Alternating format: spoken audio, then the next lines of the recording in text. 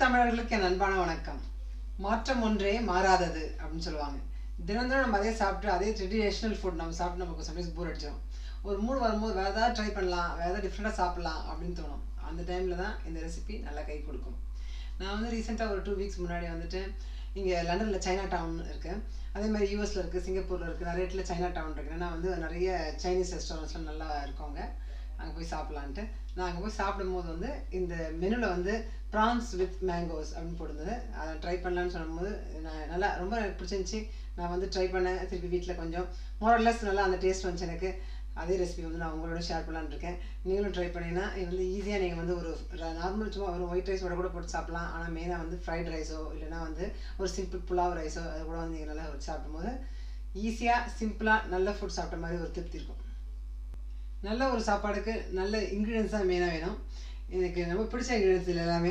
Prawns நல்லா king prawns கொஞ்சமாக எடுத்துனாவே போதும், நல்ல பெரிய சைஸாக எடுத்தால் நல்லாயிருக்கும்.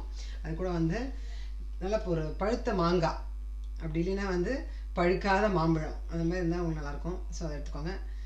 குடமிளகா நான் வந்து இன்றைக்கி பச்சை கலர் எடுத்திருக்கேன். பெல் பெப்பர்ஸ் எடுத்துக்கோங்க. ஸ்ப்ரிங் ஆனியன்ஸ் கொஞ்சம் கார்னிஷ் பண்ணுறதுக்கு எடுத்திருக்கேன். அதனால் அது மேலே இதை மட்டும் கொஞ்சம் நல்லா இது மாதிரி பொடியாக கட் பண்ணி வச்சுக்கோங்க. இது கூட வந்து ஆனியன்ஸும் வந்து இதே மாதிரி நான் கேப்சிகம் மாதிரி கட் பண்ணி வச்சுருக்கேன். இந்த மாதிரி நம்ம ஆனியன்ஸும் எடுத்துக்கோங்க. நான் ஒயிட் ஆனியன்ஸ் எடுத்துருக்கேன், நீங்கள் பிங்க் ஆனியன்ஸ் எடுத்துக்கலாம். இது கூட வந்துட்டு கெச்சப், டொமேட்டோ கெச்சப், அது வந்து ஒரு ஸ்பூன் இல்லை 3/4 ஸ்பூன் அளவுக்கு எடுத்துக்கலாம். சோயா சாஸ் அது ஒரு 3/4 ஸ்பூன் எடுத்துருக்கேன். கூட டொமேட்டோ பியூரி அது உங்களுக்கு கரைச்சா எடுக்கலாம். நான் இதை யூஸ் பண்ணுறேன் இன்றைக்கி. அப்படி இல்லைன்னா வந்துட்டு டொமேட்டோ பியூரி யூஸ் பண்ணலாம். இல்லைன்னா நீங்கள் வெறும் டொமேட்டோ ஜூஸே வந்து மிக்சியில் வந்து அடித்து அதையும் நீங்கள் யூஸ் பண்ணலாம். அது கூட மிளகாத்தூள், பெப்பர் தூள் ரெண்டுமே வந்து ஒரு 1/2 ஸ்பூன் யூஸ் பண்ணலாம்.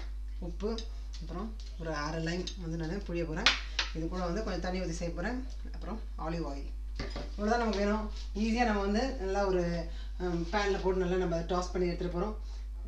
ப்ரான்ஸ் ரொம்ப ஈஸியாகவே குக் ஆகிடும். மாம்பழம், கேப்சிகம் எல்லாமே வந்து ஒரு 5 மினிட்ஸில் ஆகிடும். ஸோ மொத்த டிஷ்ஷை வந்து ஒரு 10 மினிட்ஸில் பண்ணிடலாம். ஸோ ஃபஸ்ட்டு பேன் காய்ஞ்சதுக்காரமாக நம்ம வந்து ஆலிவ் ஆயில் ஊற்றிக்கலாம். ஒரு 2 டேபிள் ஸ்பூன்ஸ் இல்லை 3 டேபிள் ஸ்பூன்ஸ் வரைக்கும் நல்லா ஊற்றிக்கலாம். ஏன்னா நம்ம நிறைய இது வதக்கணும். இப்போது ஆனியன்ஸ் போட்டு ஃபஸ்ட் வந்து வதக்கப்போம். அது கூடவே வந்து நம்ம பெல் பெப்பர் அதையும் வந்து நல்லா வதக்கலாம். நல்லா ஹை டீயில் வச்சு நல்லா ஈஸியாக நான் வதக்கிட்டுருக்கேன்.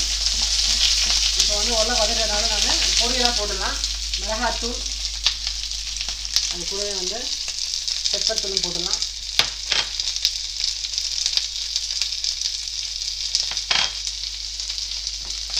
சோயா சாஸ், அது கூட கெச்சப் எல்லாமே போடலாம்.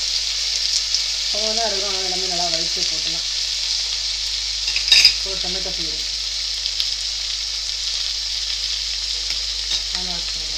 வச்சு நல்லா மிக்ஸ் பண்ணுவோம்.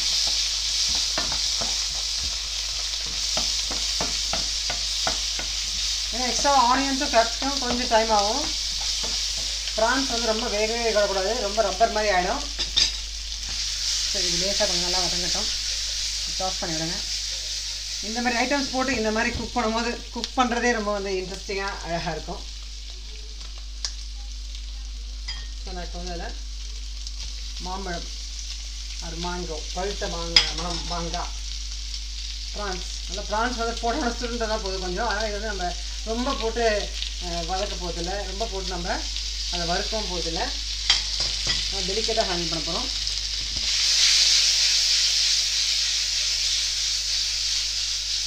நல்லா எல்லாம் டாஸ் ஆகும். சம்டைம்ஸ் நம்ம நல்லா ஃப்ரையாகவே அப்படியே நம்ம ஒரு ஃபோர்க்கில் உட்காந்து நம்ம குத்தி சாப்பிடலாம், ஒரு பவுலில் வச்சு. அப்படின்னா நீங்கள் இதே நல்லா வறுத்து எடுக்கலாம், அதே நல்லா தான் இருக்கும். பட் நம்ம வந்து நான் கொஞ்சம் லேசாக முதல்ல சொன்ன மாதிரி கொஞ்சம் லேசாக கிரேவியாக பண்ண போகிறேன். அது மட்டும் இல்லாமல் இந்த பொடி கொஞ்சம் லேசாக கொதிக்கணும். அதனால் ஒரு சின்னதாக ஒரு 1/2 கப் தண்ணி ஊற்றலாம். தண்ணி ஊற்றி மூடி வைப்போம். லெமன் கடைசியாக போயிடும். சால்ட் நான் வந்து இப்போயே போட்டிருப்பேன்.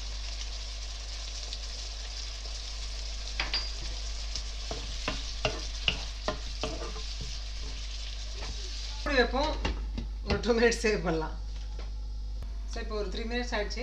எப்படி இருக்குன்னு பார்க்கலாம். அதுக்குள்ளே ஒரு நல்லா குக் ஆகிருக்கும். இந்த கேப்சிகம்லாம் வந்து கொஞ்சம் க்ரன்ச்சியாக தான் நல்லாயிருக்கும். மேங்கோ வந்து சொல்ல வேண்டாம், அது வந்து பச்சையாக கூட நம்மளால் சாப்பிட முடியும். ப்ரான்ஸும் வெந்திருக்கும்.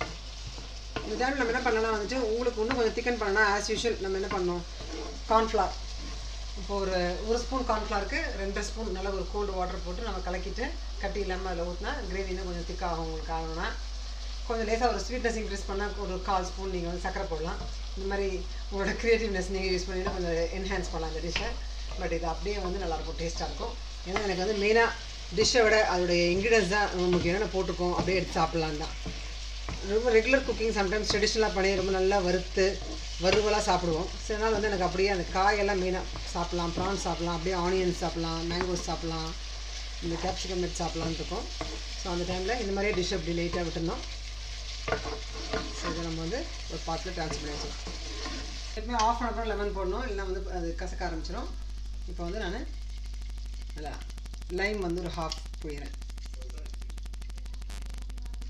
நல்ல ஒரு புளிப்பு சுவையும் அது கொடுக்கும் மாம்பழமும் அதை பண்ணோம் லாஸ்ட்டாக வந்து நம்ம ஸ்ப்ரிங் ஆனியன்ஸ்